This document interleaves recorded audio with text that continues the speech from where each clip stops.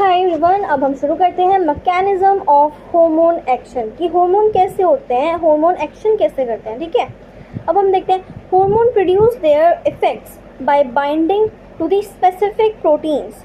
Hormone produce करते हैं, उनके इफेक्ट कैसे होते हैं जब वो बाइंड करते हैं कुछ स्पेसिफिक प्रोटीन्स में। वो स्पेसिफिक प्रोटीन क्या है? हार्मोन रिसेप्टर हैं। मतलब जो हार्मोन होते हैं वो हार्मोन रिसेप्टर के पास जाते हैं जो उनके लोकेटेड टारगेट टिश्यू में होते हैं। कोई टिश्यू है उसके अंदर हार्मोन रिसेप्टर है, यहाँ से हार्मोन आएगा और वो हार्मोन रिसेप्टर पे आएगा और इफेक्ट प्रोड्यूस करेगा। ठीक है, hormone bind to its specific receptor. Hormone एक प्रॉपर स्पेसिफिक रिसेप्टर के पास जाता है, बाइंड करता है और हार्मोन रिसेप्टर कॉम्प्लेक्स फॉर्म करता है।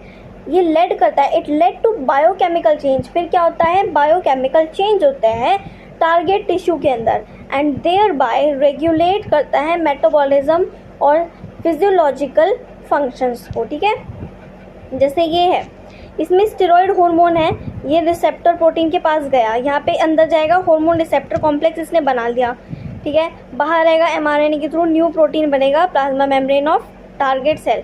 फिर बाहर चला जाएगा ये, फिर बाहर जाएगा नया प्रोटीन बना लिया, बायोकेमिकल चेंज होंगे जिससे फिजियोलॉजिकल फंक्शन या मेटाबॉलिज्म रेगुलेट हो जाएगा। ठीक है, हार्मोन रिसेप्टर दो टाइप के होते हैं, membrane bound receptor and intracellular receptor. ठीक है, हार्मोन मेम्ब्रेन बाउंड रिसेप्टर है, ये प्लाज्मा मेम्ब्रेन है, अंदर न्यूक्लियस है, अंदर न्यूक्लियस के अंदर अगर रिसेप्टर जाएगा तो वो इंट्रासेल्युलर रिसेप्टर है। ठीक है, मेम्ब्रेन बाउंड रिसेप्टर। अब देखते हैं मेम्ब्रेन बाउंड रिसेप्टर में क्या है। सम हार्मोन्स जैसे कि प्रोटीन हार्मोन एफएसएच इंटरेक्ट करते हैं विद मेम्ब्रेन बाउंड रिसेप्टर, वो टारगेट सेल के अंदर एंटर नहीं करते, वो जनरेट करते हैं सेकेंड मैसेंजर।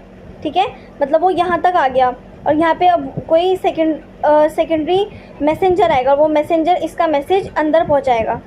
ठीक है, इन टर्न फिर वो जो सेकेंड मैसेंजर होता है वो अंदर बात पहुँचाता है। फिर क्या होता है? सेलुलर मेटाबॉलिज्म होती है जिससे फिजियोलॉजिकल इफेक्ट होते हैं। ठीक है, हार्मोन बाइंड करेगा रिसेप्टर में, हार्मोन रिसेप्टर कॉम्प्लेक्स बनेगा, रिस्पॉन्स हो जाएगा, जनरेट करेगा वो सेकेंडरी मैसेंजर, फिर वो सेकेंडरी मैसेंजर बायोकेमिकल रिस्पॉन्स करेगा जिससे हमारा फिजियोलॉजिकल रिस्पॉन्स हो जाएगा और वेरिएंट ग्रोथ हो जाएगी। एग्जाम्पल है, ठीक है, ये रहा, ये हार्मोन आया, यहाँ पे रिसेप्टर प्रोटीन आया, फिर यहाँ पे सेकेंडरी रिस्पॉन्स बना, ये सब हुआ, बायोकेमिकल रिस्पॉन्स हो गया बाद में। ठीक है, इंटरसेलुलर रिसेप्टर होते हैं, सम हार्मोन इंटरेक्ट करते हैं with intercellular receptor, mostly nuclear receptor, steroid hormone.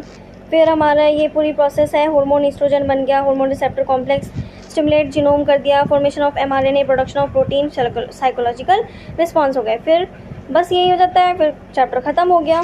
Thanks for watching.